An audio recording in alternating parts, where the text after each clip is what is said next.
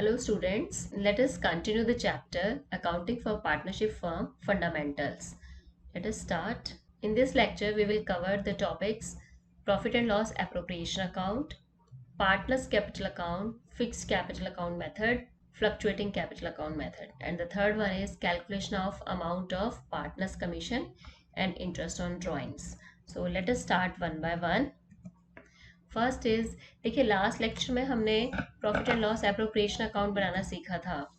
तो अब profit and loss appropriation account का फॉर्मेट अब सबको मालूम है कि कैसे हम बनाते हैं profit and loss appropriation account. तो एप्रोप्रिएशन का मतलब है कि हमारे प्रॉफिट्स हैं और हम उन प्रॉफिट्स में से पार्टनर्स को salary, commission, interest on capital ये सारे आइटम्स दें। तो प्रॉफिट्स होंगे तभी हम देंगे।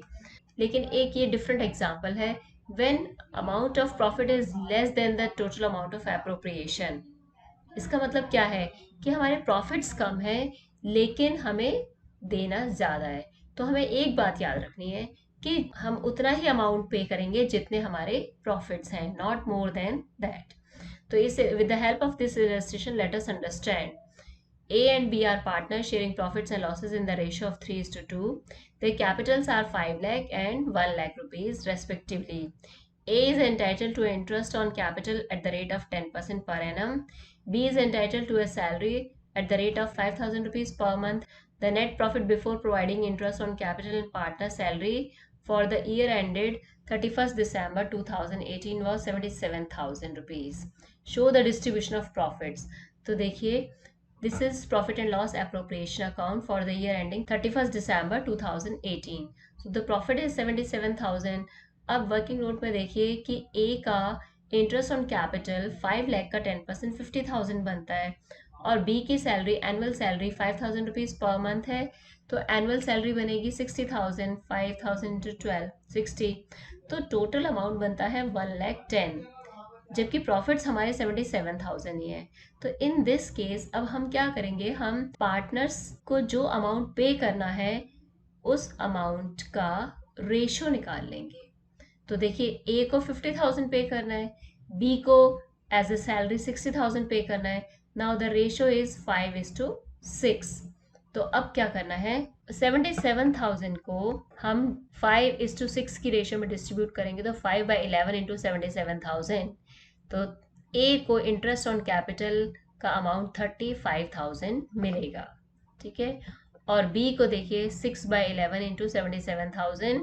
तो बी को एज ए सैलरी 42,000 मिलेगी। मतलब कि 50,000 इंटरेस्ट ऑन कैपिटल ना मिलकर 35,000 मिलेगा और 60,000 सैलरी ना मिलकर 42,000 मिलेगा। Now next is profit and loss appropriation account तो बना लिया। अब बैलेंस शीट बनाने से पहले, क्योंकि profit and loss appropriation account का प्रॉफिट, इंटरेस्ट ऑन कैपिटल और salary that will go to partners capital account. अब पार्टनर्स कैपिटल अकाउंट यहाँ पर बनाने पड़ेंगे। 11th स्टैंडर्ड में तो हम क्या करते थे कि बैलेंस शीट में ही हम कैपिटल में ऐड कर देते थे, लेकिन यहाँ पे क्योंकि मोर देन वन पार्टनर है तो इसलिए it is better to make separate partners capital account. तो अगर पार्टनर्स के पास दो ऑप्शंस हैं, whether they want to maintain their accounts according to fixed capital account method और they want to maintain their capital accounts according to fluctuating capital account method. तो let us understand these two methods. अब fixed capital account method का मतलब क्या है कि अगर partners fixed capital account method के अकॉर्डिंग अपने अकाउंट्स बनाने के लिए तैयार हो जाते हैं, then they need to prepare two accounts. One is capital account and the other is current account. ठीक है। अब इसका मतलब क्या हुआ कि जब भी कैपिटल इंक्रीज होगी, जिस भी आइटम से कैपिटल इंक्रीज होती है हम उसको क्रेडिट करते हैं और जिस भी आइटम से कैपिटल डिक्रीज होती है उसको डेबिट करते हैं। तो यहाँ पर देखिए कैपिटल अकाउंट में केवल वही अमाउंट आएगा क्रेडिट साइड पर जिससे उन्होंने बिजनेस स्टार्ट किया था, प्लस अगर कोई फर्दर एडिशनल कैपिटल लगाई है तो। और डेबिट साइड में उनका ड्राइंग्स अगेंस्ट कैपिटल आएगा। लाइक उनको लगता है कि बिजनेस में ज़्यादा कैपिटल लगी हुई है, इतनी रिक्वायरमेंट नहीं है, they can withdraw their capital, तो वो कैपिटल अकाउंट की डेबिट साइड में आएगा if they want to maintain their capital accounts according to fixed capital account method, ठीक है। अब करंट अकाउंट में क्या लिखेंगे? करंट अकाउंट में जितने भी हमने profit and loss appropriation account में पार्टनर्स को दिया है, जैसे फॉर एग्जांपल रेमुनरेशन मतलब सैलरी दी है, कमीशन दिया है, इंटरेस्ट ऑन कैपिटल दिया है, शेयर ऑफ प्रॉफिट दिया है, ये सब करंट अकाउंट की क्रेडिट साइड पर आएगा। ठीक है। और on the other side debit side पर ड्राइंग्स है, इंटरेस्ट ऑन ड्राइंग्स है, कोई लॉस है। Next is fluctuating capital account method. According to this method, we maintain only one account that is known as capital account. ये जो capital account है, इस capital account और current account का combination है। combination कैसे? इसके जो credit items हैं प्लस ये क्रेडिट आइटम्स दोनों एक ही कैपिटल अकाउंट की क्रेडिट साइड पर आ जाएंगे, और इस अकाउंट के जो डेबिट आइटम्स हैं प्लस करंट अकाउंट के जो डेबिट आइटम्स हैं ये सारे मिलाकर कैपिटल अकाउंट की डेबिट साइड में आ जाएंगे। मतलब they maintain only one account that is known as capital account. ठीक है। नाउ नेक्स्ट इज, ये देखिए ये फॉर्मेट है फिक्स्ड कैपिटल अकाउंट मेथड। तो मैंने आपको बताया कि यहाँ पर ये दो अकाउंट बनाएंगे, one is partners capital account and the other is partners current account. Suppose X Y and Z are three partners and they want to maintain their accounts according to fixed capital account method। तो देखिए ये जो है by balance BD, ये आपका second और third year में आएगा। सेकेंड और थर्ड ईयर का मतलब है बिगनिंग ऑफ द बिजनेस है, बिजनेस तभी स्टार्ट किया है, तो यहाँ पर आ जाएगा बाय कैश और बैंक अकाउंट। और उसके बाद अगर उन्होंने कोई एडिशनल कैपिटल लगाई है तो वो आएगी यहाँ पर डेबिट साइड में, withdrawal of capital to cash और बैंक आएगा, and this balance C D ये यहाँ पर आ जाएगा। अब अगर क्वेश्चन में एडिशनल कैपिटल या विड्रॉल ऑफ कैपिटल नहीं है तो इसका मतलब जो बैलेंस बीडी होगा, ओपनिंग बैलेंस जो होगा वो ही कैपिटल अकाउंट का क्लोजिंग बैलेंस होगा। ठीक है। अब करंट अकाउंट में देखिए क्या लिखेंगे कि बाय बैलेंस बीडी ये ओपनिंग बैलेंस है करंट अकाउंट का, लास्ट ईयर का करंट अकाउंट का। लेकिन अगर अभी बिजनेस स्टार्ट किया है तो करंट अकाउंट का ये बैलेंस नहीं होगा। उसके बाद profit and loss appropriation account से इंटरेस्ट ऑन कैपिटल आ जाएगा, कमीशन आ जाएगा, सैलरी आ जाएगी, profit and loss appropriation account profit आ जाएगा क्रेडिट साइड पर। और डेबिट साइड पर ये डेबिट बैलेंस अगर पहले से एग्जिस्टिंग बिजनेस है तो आएगा दोनों में से, क्रेडिट या डेबिट दोनों में से एक ही बैलेंस आएगा, टू ड्राइंग्स, उसके बाद interest on drawings and profit and loss account loss. If the firm has loss तो वो लॉस यहाँ पर लिखेंगे। और इन सबको क्लोज करने के बाद now the balancing figure is balance C D. तो कैपिटल अकाउंट का मोस्टली अगर एडिशनल कैपिटल नहीं है और विड्रॉल ऑफ कैपिटल भी नहीं है तो जो ओपनिंग बैलेंस है वो ही कैपिटल अकाउंट का क्लोजिंग बैलेंस होगा। लेकिन करंट अकाउंट के केस में यहाँ पर ये बैलेंस चेंज होता रहता है, जो ओपनिंग बैलेंस है वो क्लोजिंग बैलेंस से डिफरेंट होगा। Next, if they want to maintain their accounts according to fluctuating capital account method, तो ये देखिए this is the combination of capital and current account. तो ये बाय बैलेंस बीडी ये ओपनिंग बैलेंस है। ठीक है। उसके बाद by cash and bank additional capital हो गई, interest on capital, commission, salary, profit and loss appropriation, profit. on the debit side this is drawings, interest on drawings, profit and loss account loss, और this is the balance CD। इसका मतलब अगर वो fluctuating capital account के according capital accounts maintain करते हैं, closing balance opening balance से हमेशा डिफरेंट होगा। ठीक है। Now let's have a look on the difference between fixed capital account and fluctuating capital account method. So first base is number of accounts. As I told you, two accounts are maintained for each partner, capital account and current account. In case of fluctuating capital account method, only one account is maintained, that is known as capital account. Next base is change in capital. Change in capital मतलब balance in capital account usually remain unchanged during the lifetime of the business except when the capital is introduced or withdrawn permanently। ठीक है। Fluctuating capital account के according the balance keeps on changing from time to time, year to year. ठीक है। इसका balance हर साल change होता रहता है। Next is recording of adjustment. Recording of adjustment में in case of fixed capital account method all adjustments for drawings interest on capital salary share of profit loss are made in current account, and in this case all adjustments are made in capital account. Last is balance in capital account. So under fixed capital account method, the balance of capital account always shows credit or positive balance, but in case of fluctuating capital account, the balance of capital account may be debit or credit balance. Now, next topic is computation of amount of different items of profit and loss appropriation account.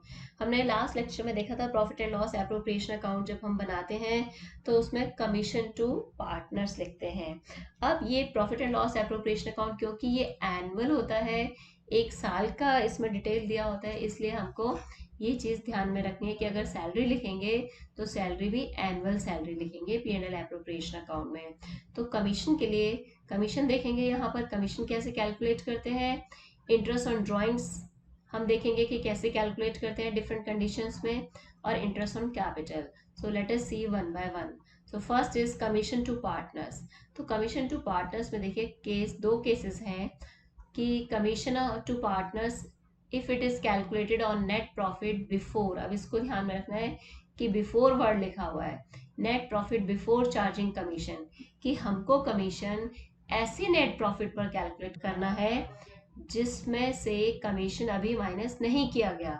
और naturally commission minus कैसे होगा जब हमें commission अभी हम calculate ही कर रहे हैं, तो कमीशन माइनस कैसे कर सकते. तो if it is given in the question calculate commission on net profit before charging commission, तो उसके लिए फॉर्मूला है rate of commission upon 100 into net profit before commission. Case second है कि partners commission on net profit after charging the commission. तो यहाँ पे अब ध्यान रखना है कि आफ्टर चार्जिंग, इसका मतलब क्या है कि वो कह रहा है कि ऐसे नेट प्रॉफिट पर कमीशन कैलकुलेट करो जिसमें से हमने कमीशन माइनस कर दिया हो. लेकिन कमीशन तो हम कैलकुलेट कर ही रहे हैं, तो उसको माइनस कैसे कर सकते हैं. तो now we have one more formula. तो इसके लिए हम क्या करेंगे कि ये हमने 11th स्टैंडर्ड में भी पढ़ा है, rate of commission upon 100 plus rate कर देंगे into net profit before commission. ये कमीशन बिफोर ही आएगा, जैसा कि हमने ऊपर लिया था नेट प्रॉफिट बिफोर कमीशन, यहाँ पर भी net profit before commission. But the slight difference is rate of 100 था यहाँ पर रेट अपॉन 100 प्लस रेट है. इस तरह से कैलकुलेट करेंगे commission to partners. Next is interest on drawings. तो इंटरेस्ट ऑन ड्राइंग्स कैलकुलेट करते टाइम हमें टाइम फैक्टर को बहुत ध्यान में रखना है, क्योंकि मेन है इसका टाइम फैक्टर. इसके लिए डिफरेंट केसेस हैं. केस फर्स्ट है when uniform amount means equal amount is withdrawn at uniform monthly intervals. क्या मतलब है इसका कि यूनिफॉर्म मतलब सेम अमाउंट और सेम टाइम पर ड्राइंग्स का अमाउंट विड्रॉ करते हैं. फॉर एग्जाम्पल कि पार्टनर जो है in the beginning of every month throughout the year वो first date of every month को कुछ अमाउंट सपोज 5000 फिक्स्ड अमाउंट है उसका कि वो ऐसे विड्रॉ कर लेता है. तो in that case how will you calculate interest on drawings. Second case है when uniform means equal amount is withdrawn at uniform मतलब इक्वल क्वार्टरली इंटरवल्स. कि सपोज पार्टनर्स क्या करते हैं कि they withdraw in the beginning of every quarter. As we all know कि we have 4 quarters in a year. 4 quarters होते हैं. First quarter April to June, second quarter July to September, third quarter October to December and the fourth quarter is January to March. तो इसमें वो अगर quarterly drawings करते हैं तो in that case how will you calculate interest on drawings. ठीक है. Case third है जरूरी नहीं है कि फर्म में इक्वल अमाउंट ही विड्रॉ करें और एक ही डेट पर विड्रॉ करें. तो थर्ड केस हमारा बनता है व्हेन अनइक्वल मतलब जितना मर्जी उनका जो भी मन है या जितना भी वो विड्रॉ करते हैं वो अमाउंट डिफरेंट डेट्स को उन्होंने विड्रॉ किया है. इस लेक्चर में हम ये 3 ही पहले डिस्कस करेंगे, बाकी हम केसेस नेक्स्ट लेक्चर में डिस्कस करेंगे. तो लेट अस सी. फर्स्ट है average profit method. This is the formula for interest on drawings. Interest on drawings is equal to total means annual drawing. एक साल के अंदर जितनी ड्राइंग्स की हैं into rate of drawings upon 100 into average period by 12। Average period को बहुत ध्यान रखना है क्योंकि मेन रोल इस एवरेज पीरियड का ही है यहाँ पर। तो एवरेज पीरियड क्या होता है कि months left after first drawing, आपने पहला जो ड्राइंग किया वो अमाउंट बिजनेस से बाहर चला गया। अब कितने महीने तक, एक साल के कितने महीने तक वो बिजनेस से बाहर रहा, plus months left after last drawing, कि ईयर की लास्ट ड्राइंग के बाद कितना टाइम वो अमाउंट बिजनेस से बाहर रहा, डिवाइड बाय 2। तो देखिए केस फर्स्ट और सेकंड में देखिए, when equal amount of drawings are made, suppose हम ले लेते हैं 5000 रुपीज अमाउंट विड्रॉ करते हैं इन the beginning of every month. तो हम इन the beginning of every month में हम एवरेज पीरियड कैसे निकालेंगे, देखिए सपोज उन्होंने 1 अप्रैल, 1 मई, 1 जून, 1 जुलाई, इस तरह से मार्च तक उन्होंने अमाउंट 5000 विड्रॉ किया। तो देखिए months left after first drawing, जब 1 अप्रैल को उन्होंने 5000 अमाउंट निकाल लिया बिजनेस से, तो अब पूरे साल ये कितने टाइम पीरियड तक ये बाहर रहा, इसका मतलब ये 12 मंथ्स तक बाहर रहा। प्लस लास्ट ड्राइंग कब की होगी उन्होंने, 1 दिसंबर को की होगी, तो इसका मतलब 1 दिसंबर के बाद पूरा दिसंबर का 1 मंथ बच गया जब वो बिजनेस से बाहर रहा पैसा। तो +1 एंड डिवाइड बाय 2। इसका मतलब कि यहाँ पर when equal amount of drawings are made in the beginning of every month, तो हम एवरेज पीरियड लेंगे 6.5/12। ठीक है, ऐसे ही if equal amount is withdrawn at the end of every month, तो first drawing end of every month, इसका मतलब फर्स्ट ड्राइंग होगी आपकी 30 अप्रैल को, तो अप्रैल का मंथ चला गया। अब कितने महीने ये बिजनेस से बाहर रहा पैसा, 11 मंथ्स तक, मई से मार्च तक। प्लस लास्ट ड्राइंग कब की होगी, months left after last drawing, ये क्योंकि एंड है इसलिए 31 मार्च को विड्रॉ किया होगा और 31 मार्च को ये काउंटिंग ईयर क्लोज हो रहा है, तो नो मंथ्स आर लेफ्ट, तो 11 + 0 डिवाइड बाय 2। तो in this case the interest on drawings will be calculated for average period of 5.5 months। ऐसे ही ये ऐसे कैलकुलेट करके बताया गया है। अगर वो मिडिल ऑफ एवरी मंथ निकालते हैं तो आपको 6 मंथ्स का कैलकुलेट करना है। अगर इन the beginning of every quarter निकालते हैं इक्वल अमाउंट ऑफ ड्राइंग्स, तो आपको 7.5 मंथ्स का इंटरेस्ट निकालना है, एवरेज पीरियड का इंटरेस्ट निकालना है। और एंड ऑफ एवरी क्वार्टर है तो 4.5 मंथ्स, और अगर middle of the every quarter है तो 6 मंथ्स का आपको इंटरेस्ट कैलकुलेट करना है। Now let us see the illustration. Calculate the interest on drawings at the rate of 10% per annum for the year ended 31st December 2018 of Manan, a partner in each of the following alternative cases.